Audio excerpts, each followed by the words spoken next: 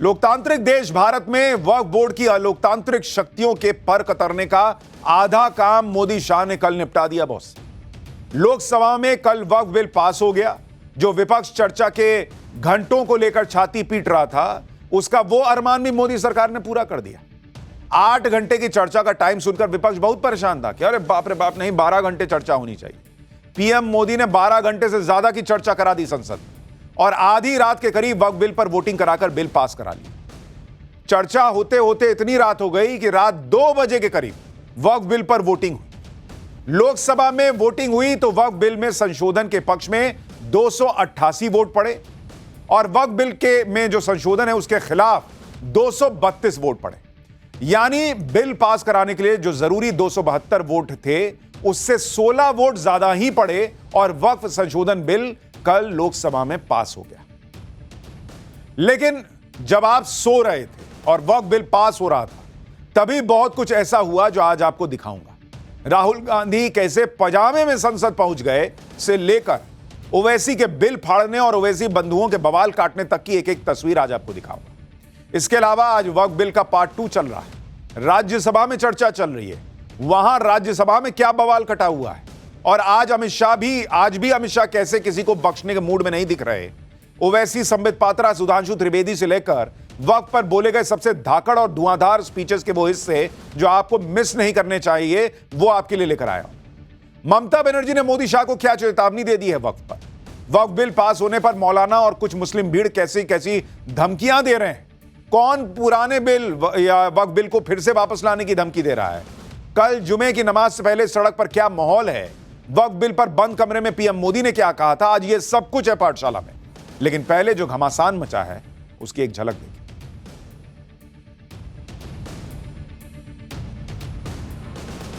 तो वो जो घमासान मचा है वो अपने आप में आपको बताता है कि क्या तस्वीर बन रही है, किस तरह के हालात बन रहे हैं।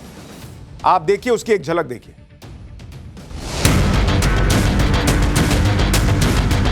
देश का अभिमान मोदी भाई है।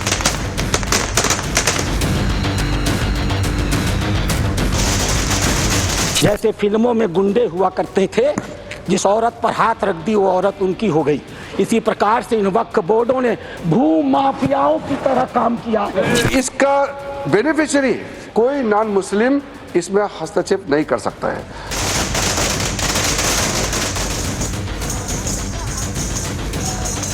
आप फसाद कराने के लिए कागज मांग रहे हैं। आप फसाद कराने वाले हिंदू हैं, हम सौहार्द फैलाने वाले हिंदू हैं। यह बुनियादी फर्क है। संजय सिंह इतना तर्कहीन बात करते हैं, जवाब देने के लिए जगह भी नहीं है।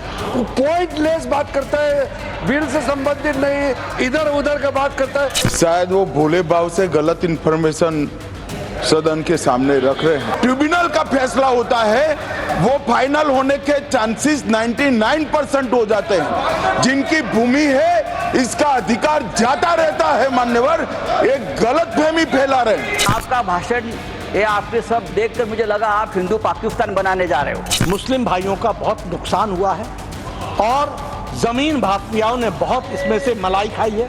मुझे लगता है कि कांग्रेस पार्टी इन मलाई खोरों से दूर रहे। हालांकि रहना मुश्किल है आदतन। नरेंद्र मोदी और अमित शाह और पूरी पब्लिक उतरेगी। क्या इस बात की तैयारी है? तैयारी फुल है।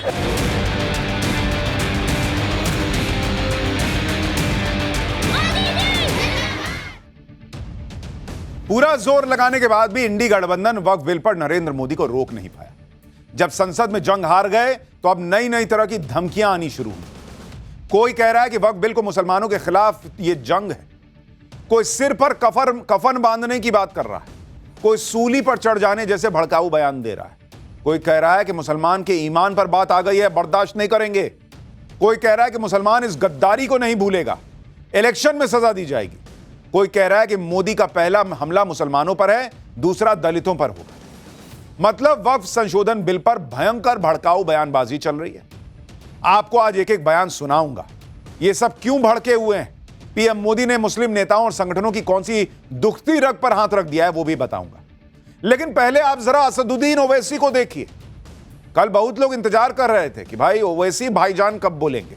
बहुत रात में बोले, कई लोग सो गए हों।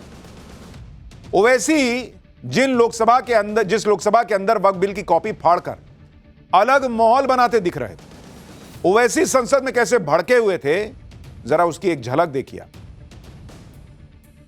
ये बिल का मकसद सिर्फ मुसलमानों को जलील और रुस्वा करना है, मुसलमानों को दूसरे दर्जे का शहरी बनाने का इनका मकसद है। सर, अगर आप हिस्ट्री को पढ़ेंगे तो महात्मा गांधी उस वक्त के व्हाइट अफ्रीका में सफेद फार्म अफ्रीका के कानून को महात्मा गांधी ने कहा था कि ये मेरा कॉन्शियंस इसको मानता नहीं है, मैं इस कानून को कबूल नहीं करता हूं। तो महात्मा गांधी ने क्या किया, उन्होंने उस कानून को फाड़ दिया।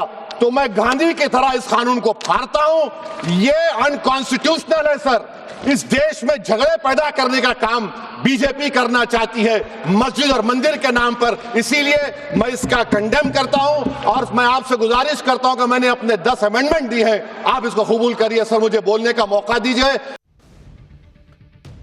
कितने कमाल की बात है, 15 मिनट के लिए पुलिस हटा लो, ऐसी सोच रखने वाले लोग आजकल गांधी का उदाहरण दे रहे हैं। गांधी के रास्ते पे आ गए भाई बीते 10 साल के अंदर। एक भी मस्जिद जो है वो शहीद नहीं होने देंगे। ये जब बोलते हैं तब हिंदू मुसलमान नहीं होता है, तब मंदिर मस्जिद की लड़ाई नहीं होती है। वक्फ बिल जो लाकर मुसलमानों से भी जो जमीन छीन ली गई उसको वापस करने का प्रावधान हो रहा है, भू माफिया का जो काम चल रहा था उसको रोकने का प्रावधान हो रहा था, हिंदू मुसलमान हो जाएगा। और कह रहे मुसलमानों को रुस्वा किया जा रहा है।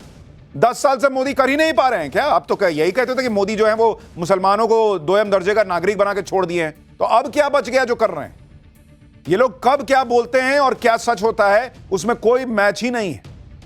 और ये पहला मौका नहीं है जब ओवैसी ने इस तरह संसद में बिल फाड़ा है। साल 2019 में भी ओवैसी ने लोकसभा में CAA कानून की कॉपी फाड़ दी थी, लेकिन क्या हुआ? ओवैसी का अग्रेशन काम आया क्या भाई? वो ना CAA कानून को रोक पाए ना वक्फ बिल को रोक पाए। और जो ओवैसी फाड़ रहे थे CAA का बिल, आज बताएं CAA से कितने मुसलमानों की नागरिकता चली गई? पूछे ना कोई मुसलमान ओवैसी से कि भाई जान आपने तो फाड़ दिया था बिल CAA का, CAA तो फिर भी आया लेकिन हमारी नागरिकता तो नहीं गई बॉस, हम तो यही रह रहे हैं।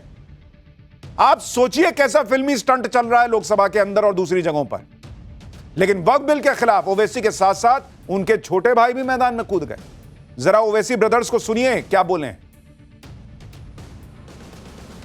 सर, ये वक्फ तरमीमी बिल भारत के गयूर मुसलमानों के ईमान पर, इबादत पर एक हमला है। नरेंद्र मोदी की हुकूमत ने इस मुल्क की सबसे बड़ी अक़लियत के खिलाफ एक ऐलान जंग कर दिया, और ये जंग ना सिर्फ मेरे जिस्म पर है बल्कि मेरी आज़ादी पर, मेरी समाजी और माशी मार्जिनलाइजेशन पर है, मेरी शहरियत पर है, मेरे मदरसे, मस्जिदों, खानखाहों को और दरगाहों को निशाना बनाया जा रहा है। और ये हुकूमत सच्चाई को नहीं बयान कर रही है कि ये तरमीमी बिल से मुसलमानों का तहफ़्फ़ुज़, तरक्की और गुर्बत का खात्मा होगा। ये सरासर झूठ है। कि वक्त के हुक्मरान मिस्टर नरेंद्र मोदी को न भूख की फिक्र है, न प्यास की फिक्र है, न सड़क की फिक्र है, न रुपये की गिरती हुई कदर की फिक्र है, न रोजी रोटी देने की फिक्र है।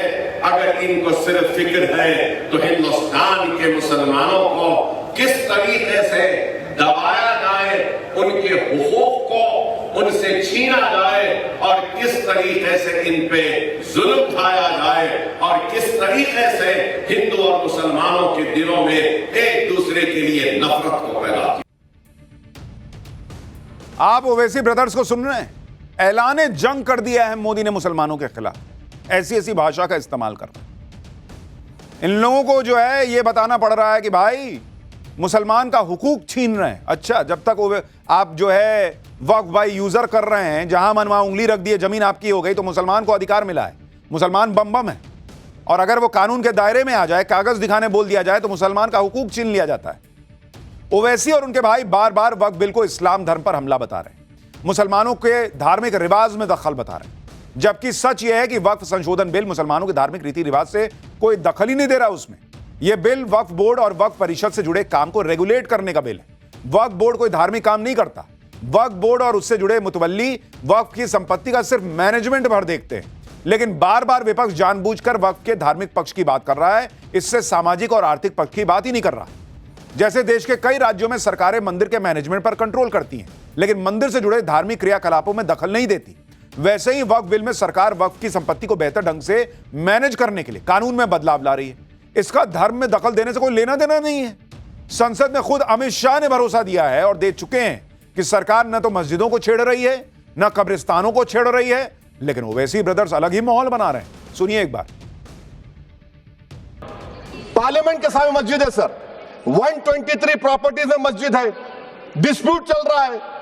कल कलेक्टर या डिस्ट्रिक्ट ऑफिसर बोलेगा कि भाई साहब ये गवर्नमेंट प्रॉपर्टी है, स्टिकर लगा दिया जाएगा, मस्जिद बंद, गवर्नमेंट प्रॉपर्टी हो गई, होगी ना सर। अब ये बताइए, आप जब से यहां पर पूरे बीजेपी रूलिंग पार्टी हमको ज्ञान दे रहे हैं कुछ नहीं होगा, कुछ नहीं होगा, मैं दलील के साथ बता रहा हूं आपको। अमेंडमेंट बिल के जरिए अगर कोई निशाना बन रहा है तो वह हिंदुस्तान की सबसे बड़ी अक़लियत मुसलमान को निशाना बनाएगा। आज जो हमारे आबा अजदाद ने हमारे आने वाले कल के लिए जो वक्त किया था जायदादों को एक मंशे के तहत एक मकसद के लिए, उन औकाफी जायदादों को मनसूबाबंद अंदाज के जरिए, कानून साजी के जरिए उन औकाफी इदारों को तबाह बर्बाद करने का एक कानून पार्लियामेंट में आज ज़ेर बहस है।